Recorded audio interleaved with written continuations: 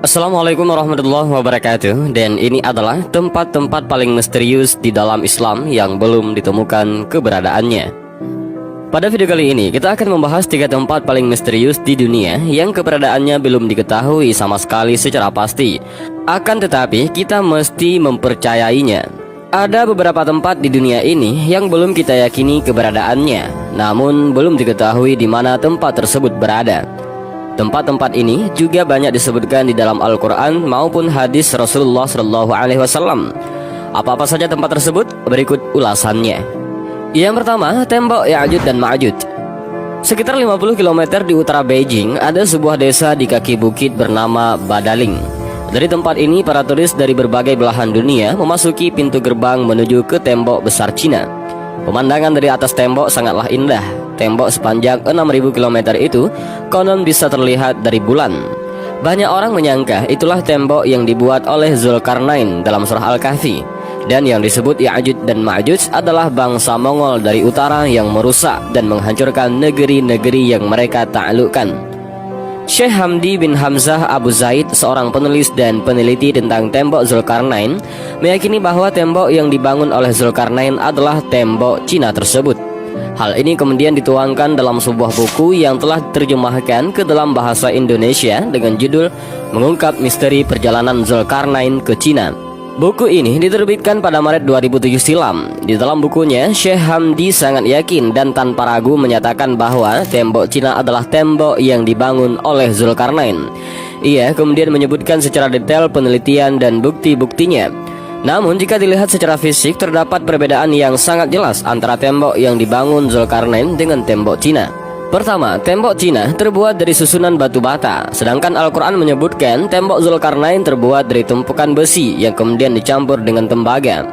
Kedua, tembok Cina dibangun secara bertahap selama ratusan tahun dari berbagai dinasti yang memerintah Cina, diantaranya dinasti Han dan Ming. Sementara itu, penjelasan Al-Quran, tembok itu dibangun oleh suku bangsa yang meminta pertolongan kepada Zulkarnain. Dan setelah selesai, Zulkarnain menyatakan bahwa tembok itu tidak akan bisa dilewati dan dilubangi oleh Ya'juj dan Ma'juj. Berbeda dengan penjelasan Syekh Hamdi bin Hamzah Abu Zaid, Abdullah Yusuf Ali dalam tafsir The Holy Quran menuliskan bahwa di Uzbekistan, tepatnya di distrik Haisar, sekitar 240 km di sebelah tenggara Bukhara, ada celah sempit di antara gunung-gunung batu, letaknya di jalur utama antara Turkestan ke India. Tempat itu kini bernama Buzghul Khana dalam bahasa Turki, tetapi dulu nama Arabnya adalah Bab al-Hadid. Orang Persia menyebutnya Dar-i-Hani. Orang Cina menamakannya Ti-Men-Kuan. Semua bermakna pintu gerbang besi. Hasil foto satelit pada orbit itu sudah tidak ditemukan lagi tembok atau pintu besi tersebut. Namun seorang pengembara Cina yang bernama Huan Xiang pada abad ke-7 pernah melewati pintu berlapis besi saat melakukan perjalanan ke India. Dan tidak jauh dari tempat tersebut terdapat sebuah danau yang dinamakan Iskandarkul. Pada tahun 842, Khalifah Abbasiyah Al-Wasik Billah mengutus sebuah tim ke gerbang tersebut yang dipimpin oleh Salam. Hasilnya, tim ekspedisi ini masih menemukan gerbang di antara gunung-gunung itu selebar 137 meter. Ada pula yang menyebutnya 150 meter. Dengan kolom besar di kiri dan di kanan terbuat dari balok-balok besi yang dicor dengan cairan tembaga. Tempat bergantung daun pintu raksasa. Dalam Al-Quran memang tidak dijelaskan secara detail tentang Zulkarnain berasal dan kemana saja pengembaraannya. Al-Quran hanya menyebutkan Zulkarnain melakukan pengembaraan menuju matahari terbenam dan matahari terbit. Lalu dalam perjalanan ke utara, Zulkarnain bertemu dengan 2 buah bukit yang di baliknya terdapat kaum yang bernama Ya'juj dan Ma'juj.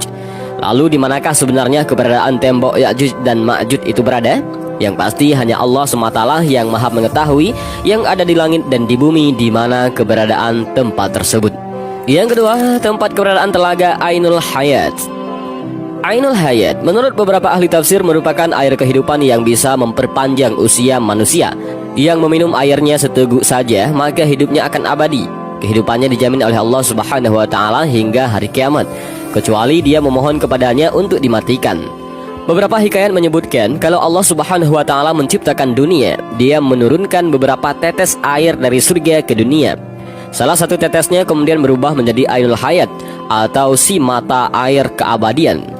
Beberapa riwayat juga menyebutkan bahwa Dajjal sebagai musuh nyata manusia pernah mandi dan minum air ini sehingga tetap hidup hingga saat ini.